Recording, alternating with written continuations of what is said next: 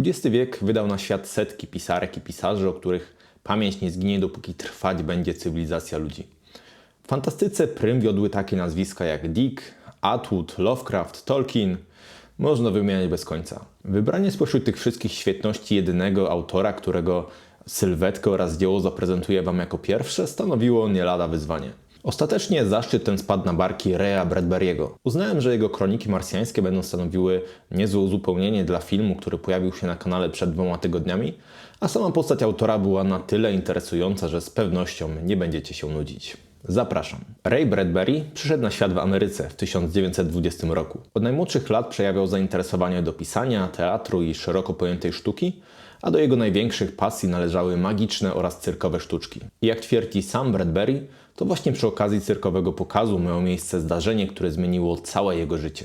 Jednym z moich najważniejszych wspomnień jest to związane z Mr. Electrico. W święto pracy 1932 roku, kiedy miałem 12 lat, przyjechał on do mojego miasta z obwoźnym cyrkiem. Był artystą siedzącym na elektrycznym krześle. Kiedy jego asystent pociągnął za dźwignię, Mr. Electrico został rażony napięciem 50 000 voltów. Błyskawice odbijały się w jego oczach i między zębami, a włosy stanęły mu dęba. Siedziałem tuż pod nim w pierwszym rzędzie. Mr. Electrico chwycił za płonący od elektryczności miecz i przyłożył go do obu moich ramion oraz czubka nosa i ryknął: żyj wiecznie! A ja pomyślałem: Boże, to jest fantastyczne. Jak on to robi? Kiedy opuściłem pokaz i stanąłem obok karuzeli, zacząłem płakać. Łzy lały się po moich policzkach, gdyż wiedziałem, że dzięki Mr. Electrico stało się coś bardzo ważnego. Czułem się odmieniony. Po powrocie do domu w przeciągu kilku dni zacząłem pisać i już nigdy nie przestałem. Odmieniony spotkaniem z Mr. Electrico, 12-letni Bradbury zaczął przesiadywać w lokalnej publicznej bibliotece. Studiował tam twórczość Verna, Wellsa czy Edgara Allana Poe,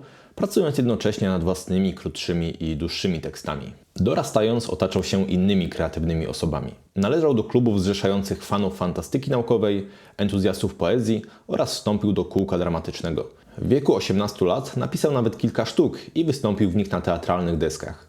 Choć jak sam wspominał, były na tyle okropne, że porzucił to na kolejnych 20 lat. Po szkole średniej Bradbury nie poszedł na studia, gdyż zwyczajnie jego rodziny nie było na to stać.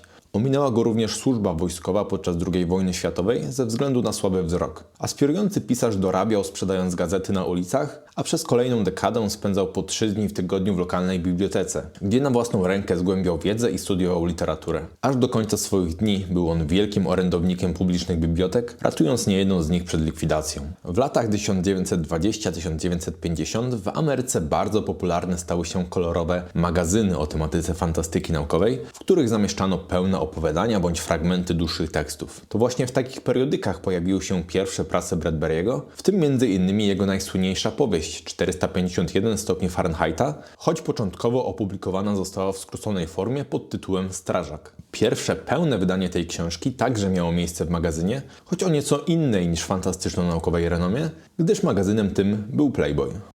Literatura nie była jednak jedynym, czym Bradbury trudził się podczas wieloletniej kariery. Kiedy jego pozycja jako pisarza była już ugruntowana, wrócił do pracy w teatrze, gdzie napisał kilkadziesiąt sztuk, opartych głównie o własne literackie prace. Na swoim talencie dał się poznać również w Hollywood. Bradbury napisał scenariusz dla ekranizacji Moby Dicka. Był także bardzo aktywny przy filmowych adaptacjach swoich utworów, a na przełomie lat 80. i 90.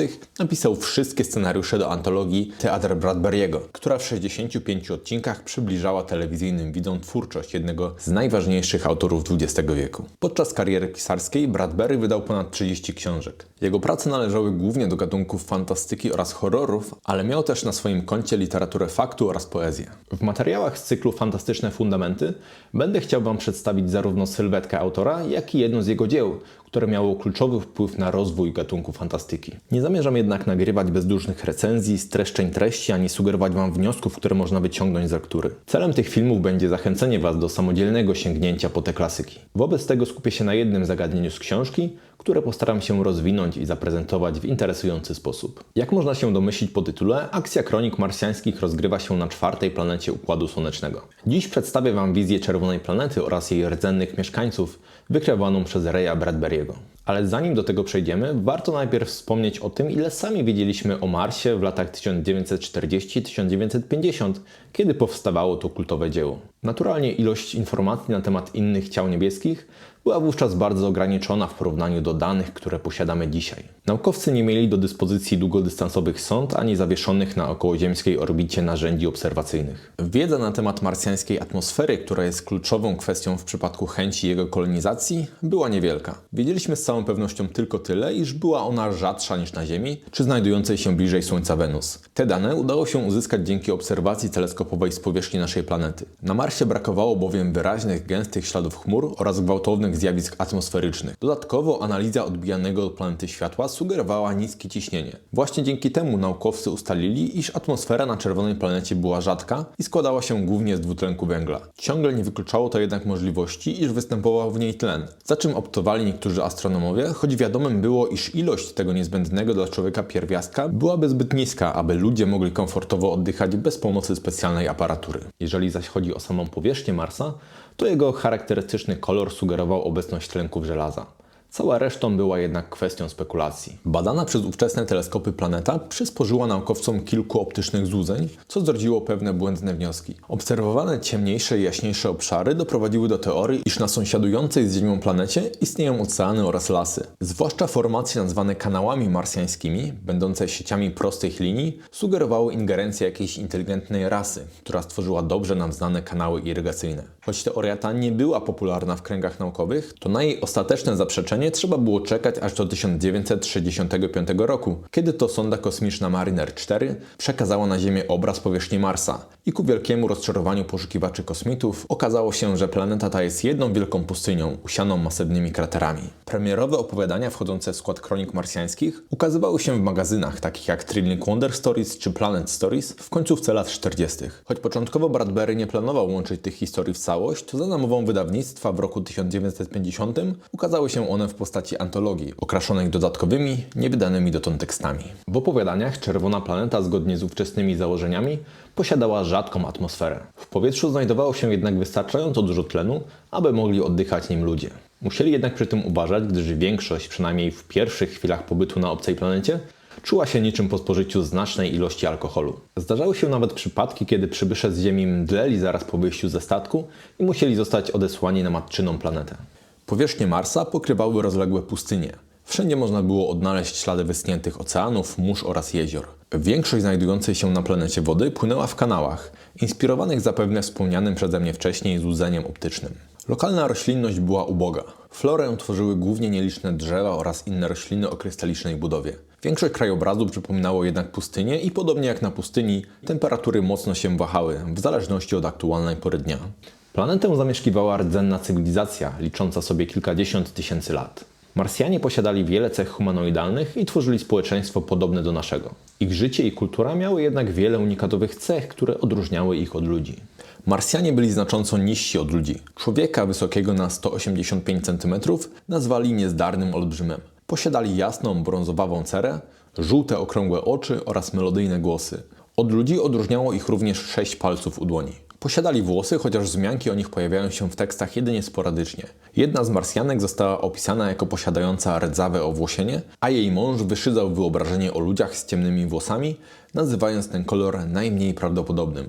Można więc założyć, że wśród Marsjan brakowało brunetów. Podobnie jak ludzie, Marsjanie łączyli się na całe życie w monogamiczne związki. Ich społeczeństwo wysoce ceniło sztukę, a filozoficzne rozmyślania oraz debaty uwielbiali do tego stopnia, że w swoich domach posiadali specjalne pokoje, przeznaczone wyłącznie do tych celów. Na Marsie nie brakowało i miast, które oddzielały spore połacie pustyni. Nie wszyscy jednak mieszkali wśród swoich pobratymców. Niektórzy woleli osiedlać się na spokojniejszych przedmieściach. Podczas wizyt w metropoliach Marsjanie często zakładali na twarze metalowe maski, wyrażające różne emocje. Służyły one do ukrywania przed innymi swoich prawdziwych uczuć. A jeżeli już mówimy o emocjach, to Marsjanie odczuwali szerokie spektrum znanych ludziom uczuć. Nieobce były im miłość, rozbawienie, smutek, żal, a nawet i zazdrość. Ta ostatnia stała się nawet powodem fiaska pierwszej misji Ziemian na Czerwoną Planetę. Jeżeli chodzi o technologię, Marsjanie na pierwszy rzut oka mogli wydawać się nieco zacofani w porównaniu do ludzi. W rzeczywistości było to wynikiem świadomego i dobrowolnego odrzucenia maszyn na rzecz mocniejszego bratania się z naturą. Na przykład zamiast mechanicznych pojazdów do transportu używali ognistych ptaków, które po wcześniejszym przyczepieniu chociażby do łóżka mogły przenosić ich na znaczne dystanse. A broń Marsjan, przypominająca pierwsze modele karabinów powtarzalnych, zamiast pocisków wypuszczała mordercze pszczoły o zatrutym żądle. Jednym z ciekawszych elementów ich kultury były książki. Marsjańskie lektury miały formę metalowych tomów z wypukłymi hieroglifami. Po przejechaniu po nich dłonią wydobywał się głos odczytujący zapisaną historię. A wracając jeszcze do atrybutów samych Marsjan, ich najbardziej niezwykłą cechą była umiejętność telepatii. Z jej pomocą mogli komunikować się z innymi Marsjanami, jak i z przybyszami z Ziemi. Co więcej, z pomocą telepatii mogli nawet tworzyć złudne projekcje, zmieniając swój wygląd w oczach rozmówców, a w skrajnych przypadkach wpływać nawet na ich doznania sensoryczne. Mimo tych fascynujących zdolności, oznaki upadku marsjańskiej społeczności można było dostrzec na całej planecie. Wszechobecne pustkowia i ruiny dawnych miast, liczące sobie nawet kilka tysięcy lat, były ponurym świadectwem dawnej świetności tej wyjątkowej cywilizacji. A jak skończyło się dla Marsjan przybycie Ziemian na ich rdzenną planetę? To zostawiam Wam samym do odkrycia. Co ciekawe, sam Ray Bradbury nie uważał kronik marsjańskich za klasyczną fantastykę naukową, wskazując na brak naukowej precyzji. Traktował je raczej jako zbiór poetyckich opowiadań eksplorujących tematykę ludzkiej natury i kolonizacji. Mimo to, ze względu na podejmowane motywy oraz ogromny wpływ na rozwój gatunku, książka zaliczana jest do kanonu science fiction. Ray Bradbury zmarł w 2012 roku, dożywając sędziwego wieku 91 lat. Zaledwie kilka miesięcy później na czerwonej planecie wylądował łazik Curiosity. Zespół NASA oddał hołd pisarzowi, nazywając miejsce pierwszego kontaktu sondy z obcym światem lądowiskiem Bradbury'ego. Zapytany o tę decyzję Michael Meyer, główny naukowiec Mars Exploration Program, odpowiedział tymi słowami: to nie był trudny wybór dla zespołu naukowego. Wielu z nas, podobnie jak miliony innych czytelników, zostało zainspirowanych przez opowiadania Raya Bradbury'ego, które pozwalały marzyć o możliwości życia na Marsie. Mam nadzieję, że udało mi się zainteresować Was postacią Bradbury'ego i samymi kronikami marsjańskimi. Jeżeli będziecie mieli kiedyś okazję, to zróbcie sobie tą przyjemność i sięgnijcie po to klasyczne dzieło. A na dziś to tyle. Do usłyszenia.